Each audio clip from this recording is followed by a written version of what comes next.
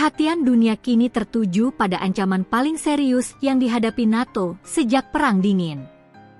Fakta keamanan Atlantik Utara yang selama ini dikenal solid, kini terancam pecah menjadi 3 kubu dan runtuh, bukan karena invasi besar-besaran, tetapi karena strategi cerdik dan mematikan dari Rusia. Menurut Carlo Massala, pakar militer dan profesor politik terkemuka di Jerman, Rusia berharap perpecahan ini akan terjadi. Massala bahkan memperingatkan bahwa Rusia dapat melancarkan serangan terbatas ke sisi timur wilayah aliansi dalam waktu 3 tahun mendatang. Bagaimana serangan kecil dan terbatas ini bisa memecah belah aliansi militer terkuat di dunia? Apa yang dimaksud dengan jerat pasal pertahanan kolektif, pasal 5? Dan siapa saja yang masuk dalam 3 kubu NATO yang berpotensi saling berhadapan? Dalam 20 menit ke depan, kita akan bedah strategi salami selicing Rusia yang menargetkan persatuan NATO. Ancaman Massala, serangan terbatas dan waktu kritis. Profesor Carlo Massala telah melontarkan peringatan yang sangat spesifik dan memiliki kerangka waktu yang jelas. Menurutnya, ancaman terbesar terhadap NATO bukanlah perang frontal, melainkan strategi abu-abu atau gray zone warfare yang dirancang untuk menguji batas aliansi. Rusia tidak perlu meluncurkan invasi total. Mereka hanya perlu melancarkan serangan terbatas ke sisi timur aliansi, mungkin sebuah serangan siber yang melumpuhkan infrastruktur penting, atau serangan darat kecil di daerah perbatasan yang dipersengketakan, atau bahkan serangan rudal yang tidak disengaja mendarat di wilayah NATO. Tujuan serangan terbatas ini bukan untuk merebut wilayah besar, tetapi untuk memicu pertanyaan paling krusial dalam sejarah NATO. Apakah kita akan mengaktifkan pasal 5? Inilah yang disebut jerat yang akan membuat aliansi itu terbagi dan lumpuh. Jerat pasal 5, mekanisme perpecahan. Kunci dari ancaman perpecahan ini terletak pada pasal 5 dari Perjanjian Atlantik Utara. Pasal ini adalah dasar eksistensi NATO yang menyatakan bahwa serangan bersenjata terhadap satu anggota dianggap sebagai serangan terhadap semua anggota. Namun, serangan terbatas Rusia akan sengaja dibuat ambigu.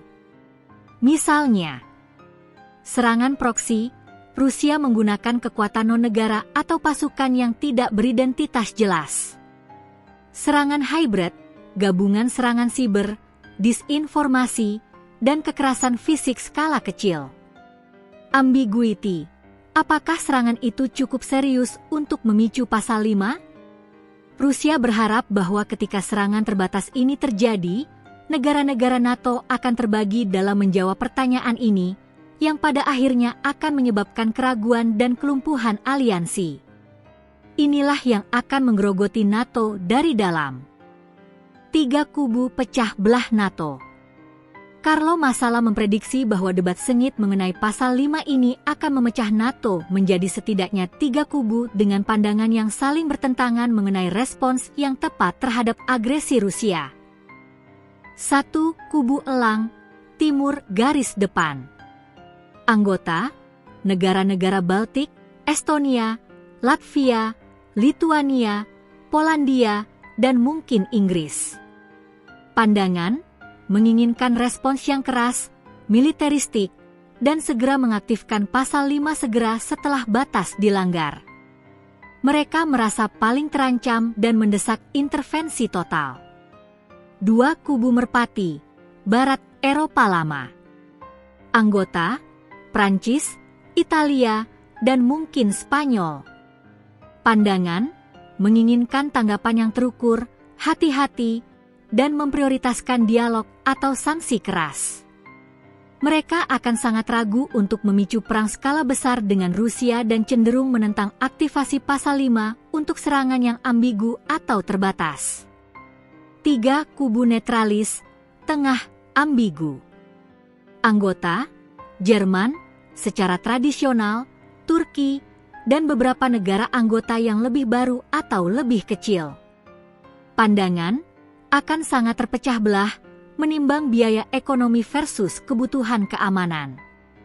Mereka akan berusaha mencari solusi tengah yang tidak mengaktifkan pasal 5 tetapi juga tidak meninggalkan sekutu yang diserang. Perpecahan ini akan dimanfaatkan oleh Rusia untuk menunjukkan bahwa jaminan keamanan NATO tidak ada harganya, terutama bagi negara-negara di sisi timur. Strategi yang diungkap masalah adalah skenario terburuk bagi NATO. Rusia tidak perlu menang secara militer. Mereka hanya perlu memenangkan perpecahan di antara para anggota.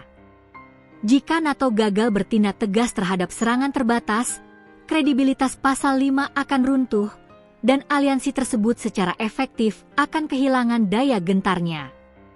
Untuk bertahan dari ancaman ini, NATO harus mendefinisikan ulang ambang batas pasal 5, menentukan dengan jelas jenis serangan hybrid dan siber apa yang otomatis memicu pasal 5. Meningkatkan kehadiran forward, memperkuat secara permanen pertahanan di sisi timur untuk mencegah serangan terbatas Rusia.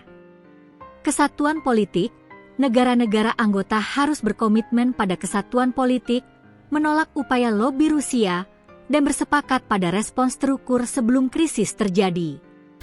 Ancaman perpecahan ini sangat nyata, didorong oleh perhitungan Moskow bahwa NATO akan lebih memilih menghindari eskalasi perang nuklir daripada membela integritas perbatasan timurnya.